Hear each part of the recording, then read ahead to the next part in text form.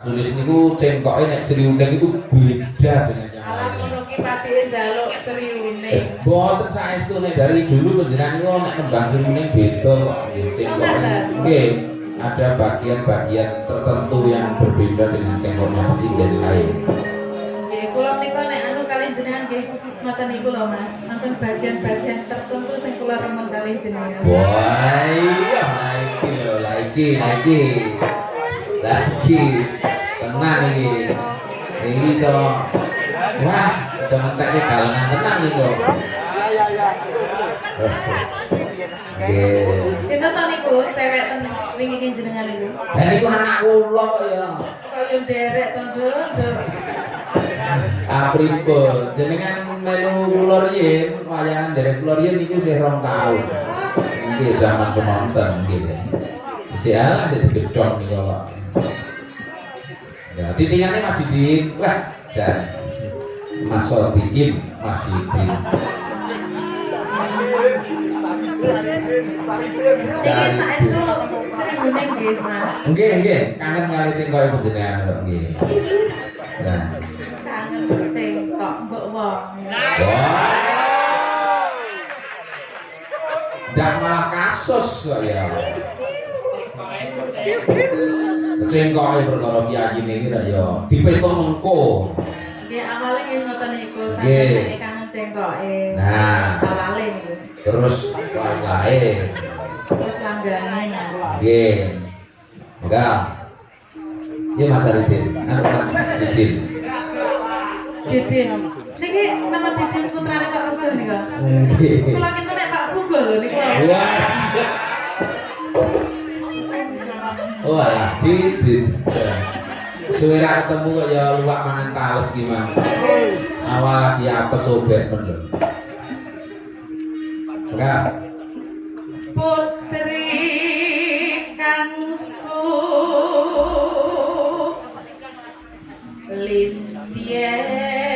Listien Warni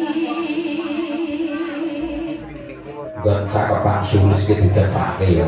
Yo. mangke kula Sulistyo niku wanita sing ayu.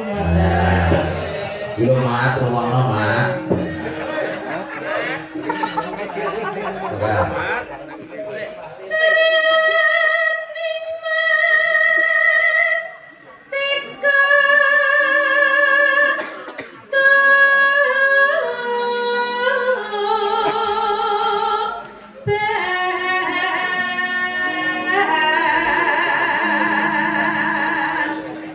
Kandang ini ada yang khas loh. Iya. Putra Kanjeng Sira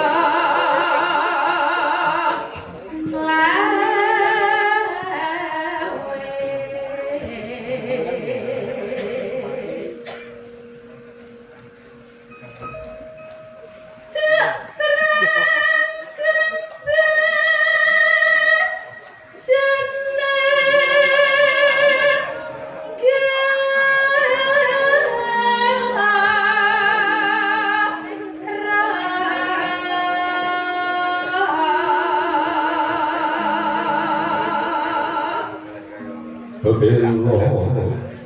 sanes ngebelo Mas.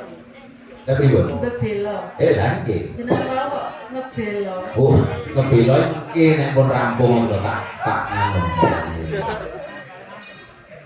Bebelo wira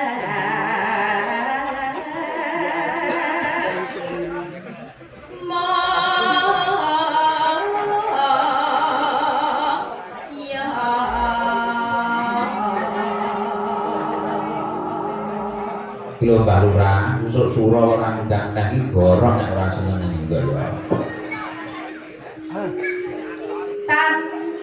Tanpurung Sri Uning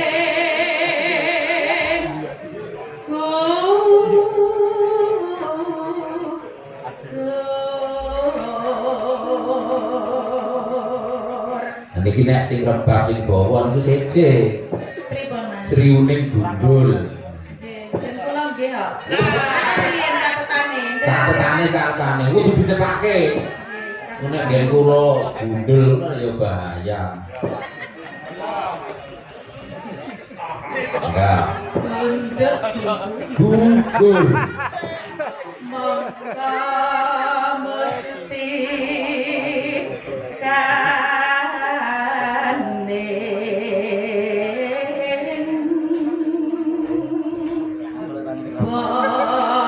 bangsa.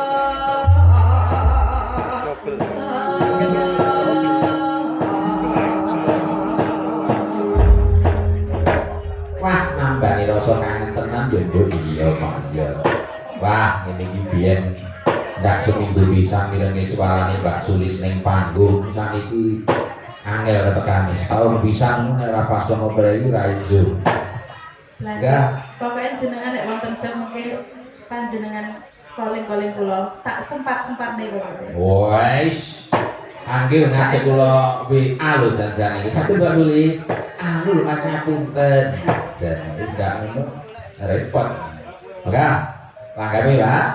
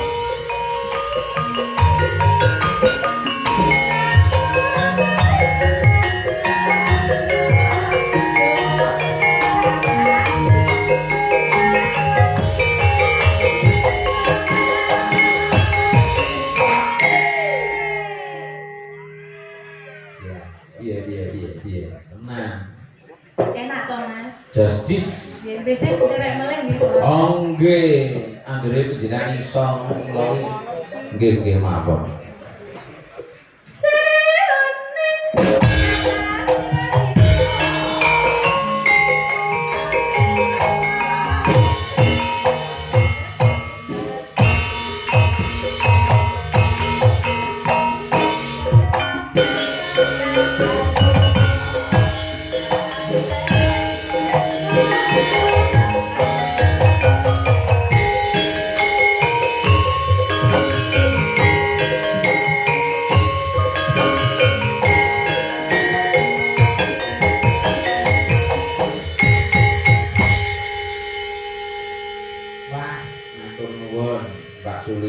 Injih, sami-sami Mas. Iki tembang langenan riptanipun pepunden saking Blitarugi Ki Haji Sukron Suwondo. Luar biasa karyanya. Nggih. Wah, biyen ki tahun piro ya? 2010 ya. Mbak Sulisi ngajak mayang ning Kemiri dhuwur kono. Sor ngebel. Dalane iki mubeng-mubeng. Garwane iki lali lho. Mangkate genah dalane kuwi kok muni karo kleru munggah. Jan kaya sing ngenong ngijin iki mau. Matur nuwun. Iki sing ngenong saka ngendi iki jenenge Pacitan.